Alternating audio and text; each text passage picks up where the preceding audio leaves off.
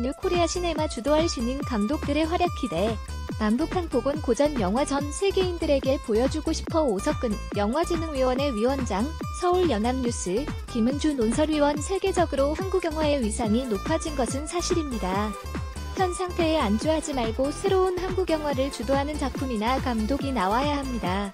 오석근 영화진흥위원회 위원장은 천만 관객의 환상에 젖어 과감한 도전을 하지 않는다면 한국 영화는 어느 순간 힘을 잃을 수 있다고 우려했다. 오 위원장은 신인 감독들이 새로운 한국 영화를 만들어내야 하고 영진위는 이를 견인해야 한다고 지적했다. 또한 내년 한국 영화 100주년을 계기로 영화계의 화합을 이루어내고 국제 무대에서 남북한 고전 영화를 전 세계인에게 보여주는 방안을 추진 중이라고 밝혔다. 서울 중구 충무로 서울영상미디어센터에서 오 위원장을 만났다. 지난 5월 칸 영화제를 다녀왔다.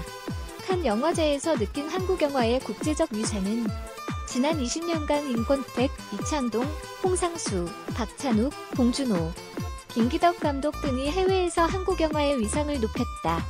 이 점은 충분히 감사와 존경을 받아야 한다. 그러나 신인 감독들이 나오지 않고 이들만이 한국 영화를 대변한다고 생각한다면 이는 위기이다. 새로운 한국 영화를 만들어내야 하고 영진위는 이를 견인해야 한다. 한국 영화의 창의적 부분은 높게 평가하나 새로운 한국 영화를 주도하는 작품이나 감독이 나오지 않는 데 대해서는 갈증이 있다. 베트남, 인도네시아, 태국 등 동남아시아에서는 젊은 영화 감독들이 똘똘 뭉쳐서 프리시네마 운동을 벌이고 있다. 우리가 천만 관객에 안주할 경우 홍콩 영화처럼 어느 순간 힘을 잃을 수 있다. 뉴코리아 시네마를 만들어내지 않으면 안 된다. 칸 영화제는 정치적이다. 한반도 정세에 관심이 많다. 내년 한국 영화 100주년을 맞아 칸 영화제에서 특별 프로그램을 기획하는 방안을 칸 영화제 측과 논의 중이다. 북한도 참여하면 더욱 좋을 것이다. 남북한에 복원된 고전 필름을 칸 영화제에서 전 세계인들에게 보여주는 것은 의미가 있을 것이다. 내년이 한국 영화 100주년이다. 100주년이 갖는 의미는 한국 영화 100주년은 중요한 상징이다. 새롭게 도약할 좋은 기회이다. 키워드는 화합이다.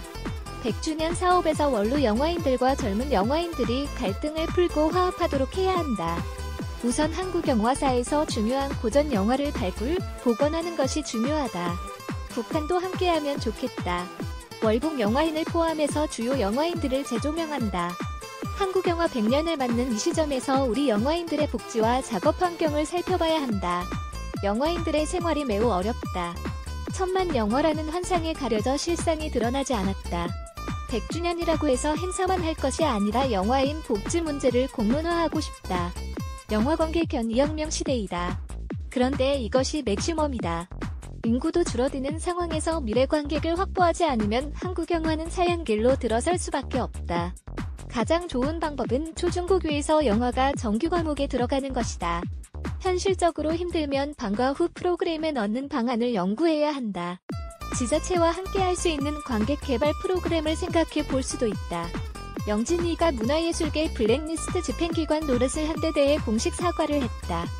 지난 몇 달간 영진위 직원들은 수차례에 걸쳐 특검 조사, 검찰 조사, 블랙리스트 진상조사단의 조사, 자체조사단의 조사를 받았다. 서로가 지쳐있는 상태이다. 그동안 영진위 직원들은 영화인들의 공격 대상이었다. 감당하기 힘들었을 것이다. 갈등과 상처가 심했다. 영진위가 앞으로 나아가려면 사과하는 것이 필요했다. 많은 영화인이 지원이 끊어지면서 삶이 피폐해졌다. 사과 한마디로 끝내기에는 이들의 피해가 너무 크다. 조사를 통해 진상규명을 해야 하고 피해를 본 분들에게 상응하는 피해보상 프로그램을 만들어야 한다. 특별위원회를 구성해서 시작할 계획이다. 오석근 영화진흥위원회 위원장. 부산국제영화제는 2014년 다큐멘터리 다이빙벨 상영을 놓고 부산시와의 갈등으로 어려움을 겪었다. 부산국제영화제는 외형적으로는 부침이 있었지만 다이빙벨 사태는 역설적으로 말하면 호재였다. 아시아권 영화제들은 정치적 영향에서 벗어날 수 없다. 정부의 지원을 받고 정부로부터 정치적 개입이 심하다. 부산국제영화제가 정부와 각을 세웠다는 것은 이들에게 매우 놀라운 일이었다. 일본 등 아시아 영화인들이 부산국제영화제 지키기 운동을 벌였다. 이번 사태를 통해 부산국제영화제는 더욱 단단해졌다. 관객 수가 줄어들고 국비 지원이 삭감되는 것은 그리 중요하지 않다. 문제는 올해 얼마만큼 파격적인 영화들이 프로그래밍에 잘 될 수 있는가이다. 프리미어 작품들이 부산국제영화제에 얼마나 몰릴 것인가, 그것이 영화제의 권위를 판단하는 기준이다. 프로그래밍만 잘 되면 관객이 줄어들고 늘어나고 하는 것처럼 외형적인 것은 별 의미가 없다. 스크린 독과점 문제가 심각하다. 먼저 해야 할 일은 한국 영화에 대한 통계를 제대로 정리하는 것이다. 막연히 아는 것에서 벗어나 스크린 독과점, 상영 독과점에 대한 정확한 데이터를 분석해야 한다. 그런 다음 하반기부터 공청회를 개최할 계획이다. 독과점, 수직 계열화를 바라보는 시각은 비슷한데 해결 방안에 대해서는 조금씩 생각이 다르다.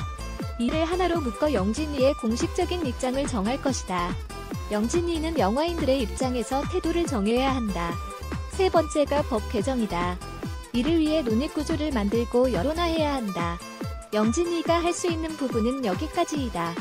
불공정 거래와 관련된 문제들, 예를 들어 초대권 남발 같은 사례들을 영진위가 수집해서 공정거래위원회와 함께 해결해야 한다. 정책 연구와 공정환경 조성이 영진위가 중요하게 해야 할 일이다.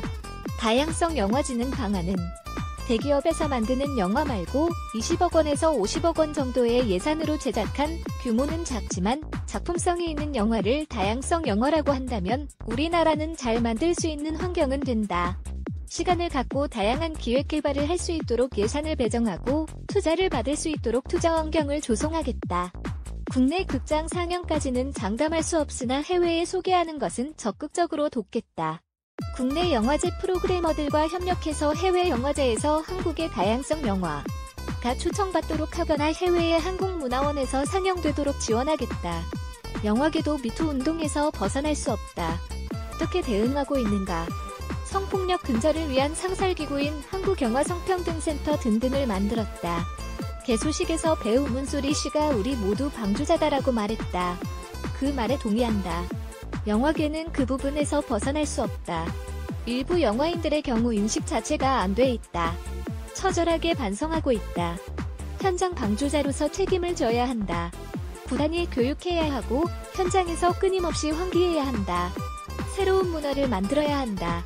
아시아영화진흥기구 설립을 추진 중이다. 내 전제는 한국영화가 계속 사랑을 받으면 좋겠다는 것이다. 한류가 갖는 가장 큰 문제는 일방적이라는 것이다. 팔줄만 알았지 받아주지는 않는다. 한국영화는 국내 시장만으로는 한계가 있다. 시장 확대를 위해 아시아를 끌어안아야 한다. 아시아영화진흥기구를 만들어 그 안에서 인적 교류를 하고 패스, 티벌 정보, 아카이빙도 나누고 교육도 이야기할 수 있다. 아시아 영화의 동반 성장을 위해 우리가 주도해서 장을 만들자는 것이다. 제22회 부산국제영화제를 방문한 문재인 대통령 2017-15 지난 1월 취임한 오석근 영화진흥위원회 위원장은 한국영화아카데미 출신으로 내 멋대로 해라 1991, 101번째 프로포즈 1993 등의 영화를 감독했다. 부산국제영화제가 출범한 1996년부터 1999년까지 부산국제영화제의 사무국장을 지냈으며 2010년부터 2016년까지 부산영상위원회 운영위원장, 2016년부터 2018년까지 부산국제영화제를 지키는 시민문화연대 공동대표로 활동했다.